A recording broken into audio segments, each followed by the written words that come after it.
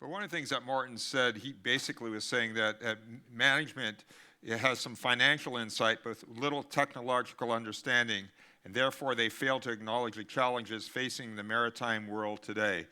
In this borderless world we live in, would you agree or disagree with that, Peter?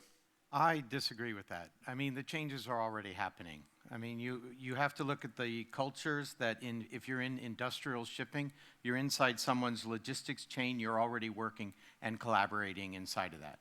I agree with you that tankers and bulkers are a distribution business, so therefore, if you don't know where you're going to get your oil, you don't need to own those various assets. And so it is a different culture that comes in, but we're already changing on the technology side. In order to save fuel, we use Ulton coatings on our LNGs in order to get them to move faster through the water. And then, let's not call it shipbuilding anymore. We're already moving to ship manufacturing. If you look at modern Korean shipyards, 2/3 of the welds are not done by hand. So we're already moving there. Maybe not fast enough, but we're already moving there. Shirley, your thoughts on this, Christian? Well, yeah, go ahead, Martin. You want to? Just saying, some of the welds are done by women too, actually. Correct. Yeah. I think the same as Peter is alluding to here. I think that the success, an important part of the success of Norwegian shipping, at least, is that there has been quite strong cooperation vertically along the value chains, and then fierce competition between the value chains. Yeah. Are you seeing this, Christian?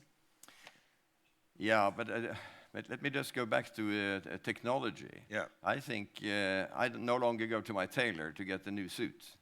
Our clients all go to the tailor. It's all bespoke. And that's a huge potential for reducing cost. So it's not only technology, it's also using good, proven technology again and again and again. If you take the technology of Exxon, it's pretty good. And why can't Shell and Elf or Total and Statoil use the same technology? Why do we have to start all from scratch again? Because now the challenge for the industry is to get that cost down. It's pretty obvious. When the top line has gone down 50%, we have to find ways to reduce the cost.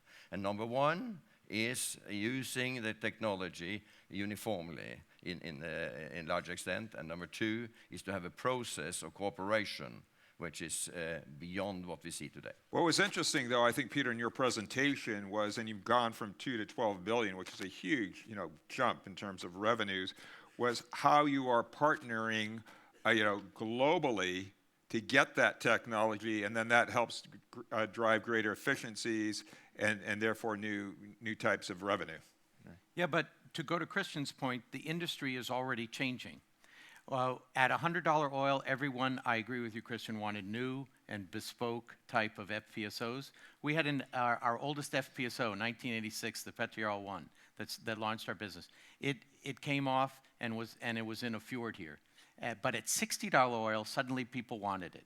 Cheap but nice is the new thing in the energy side. And sure enough, we now are going to reconvert that unit, and it's going to live for another 15 years down in Brazil. So it's moving from a harsh environment to a benign environment and putting new technology into it. Kristen, and then Martin, you wanted to say. It's a crucial point that Peter and Christian is raising, but it also has to do with the regulatory, because they cannot agree.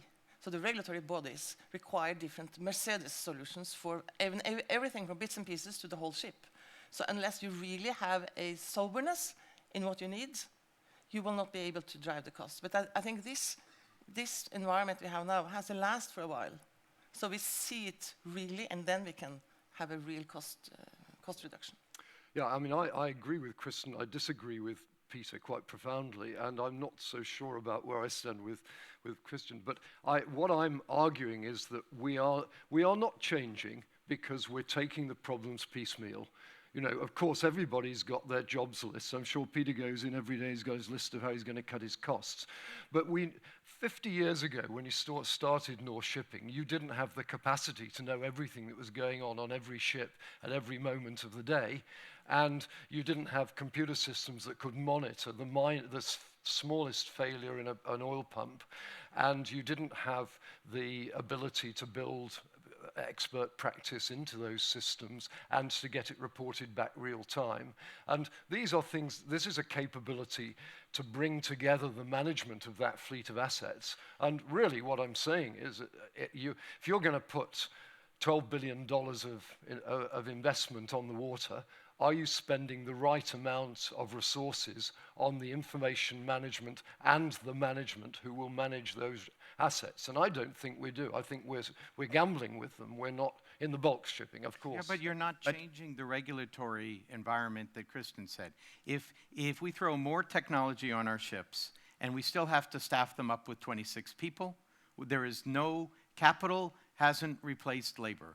And technological efficiency hasn't come. And that's what's happened on the offshore side. We layered on more and more regulatory features, and now we have to find a way to drive that efficiency down. Yeah, Kristen. We're coming at it with a little different frame of mind, because you have said yourself you're a shipping man, and the offshore is different. And I think Peter is right that the oil industry is actually changing with a need to change. And it's good that we have that need, because we'll come through this tunnel as a better business, I believe. I can give you an example. We had a large project in recently, where the client said, we cannot fly with this project unless we reduce cost 30%. 30%. And it wasn't our margin. Our margin was already squeezed. So we had to find a different approach. We had to de-scope it. So the client actually took a different technical approach. And then we found ways to work closer together. And we actually successfully reduced the cost of developing a billion-dollar field 30% lower cost.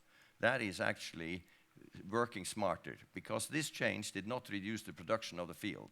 It's just same field being attacked differently.